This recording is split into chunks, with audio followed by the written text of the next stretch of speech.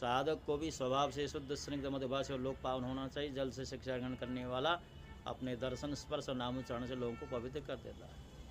राजन, मैंने अग्नि से यह शिक्षा ग्रहण की है कि जैसे वह तेजस्वी ज्योतिर्मय होती है, जैसे उसे कोई अपने तेज से दबा नहीं सकता, जैसे उसके पास संग्रह परिग्रह के लिए कोई पात्र नहीं है, सब कुछ अपने पेट में रख लेती है, वैसे पर जैसे सब कुछ खा पी लेने पर वे विभिन्न वस्तुओं के दोष में वह लिप्त नहीं होती, वैसे साधु की परम तेजस्वी तपस्या से दीप्यमान इंद्रियों से अपराभूत भोजन मात्र का संग्रह यथायोग्य सभी विषयों के उपयोग करता हुआ भी अपने मन और इंद्रियों को वश में रखे, किसी का दोष अपने में ना आने। जैसे अग्नि कहीं लकड़ी आदि में अप्रकट होती है और कहीं प्रकट, वैसे ही साधक भी कहीं गुप्त रहे, कहीं प्रकट हो जाए, कहीं कहीं ऐसे रूप में भी प्रकट हो जाता है जिससे कल्याणकामी पुरुष उसकी उपासना कर सकें। वह अग्नि के समान ही भिक्षा रूप हवन करने वालों के अतीत और भावी अशुभ को भस्म कर देता तथा सर्वत्र अन्न ग्रहण कर देता। साधक पुरुष को इस बात का विचार करना चाहिए कि जैसे अग्नि लंबी चौड़ी टेढ़ी सीधी लकड़ियों को रहकर उसके समान ही सीधी टेढ़ी या लंबी चौड़ी दिखाई देती है, वास्तव में वह वैसी है ही नहीं। वैसे ही सर्वव्यापक आत्मा भी अपनी माया से रचे हुए कार्य कारण जगत में व्याप्त होने के कारण उन वस्तुओं के नाम रूप से कोई संबंध न रहने पर भी उनकी रूप में प्रतीत होने लगे। मैंने चंद्रमा से शिक्षा ग्रहण की है कि यद्यपि उसकी गति नहीं जानी जा सकती, उस काल के प्रभाव से चंद्रमा की कलाएँ घटती बढ़ती रहती हैं, तथापि चंद्रमा तो चंद्रमा ही है, वह न घटता है न बढ़ता है।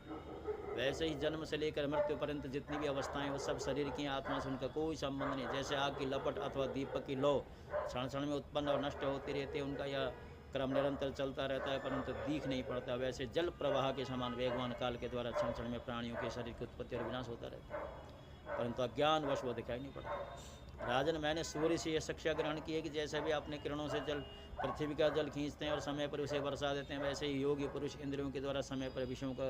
ग्रहण करता है और समय आने पर उसका त्याग, उनका दान भी कर देता है। किसी भी समय उसे इंद्रिय की किसी भी विषय में आसक्ति नहीं होती। स्थूल बुद्धि पुरुषों को जल के विभिन्न पात्रों में प्रतिबिंबित सूर्य उन्हीं में प्रविष्ट होकर भिन्न भिन्न दिखाई पड़ता है, परंतु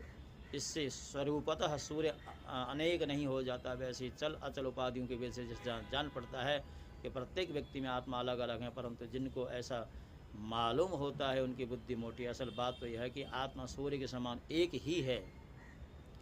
स्वरूपतः उसमें कोई भेद नहीं। राजन, कहीं किसी के साथ अत्यंत स्नेह अथवा आसक्त नहीं करनी चाहिए, अथवा उसकी बुद्धि अपना स्वातंत्र खोकर दीन हो जाएगी और उसे कबूतर की तरह अत्यंत क्लेश उठाना पड़ेगा। किसी जंगल में एक कबूतर रहता था, उसने एक पेड़ पर अपना घोंसला बना रखा था, अपनी मादा कबूतरी के साथ वह रहता था, कई वर्ष तक उस घोंसले में रहा। उस कबूतर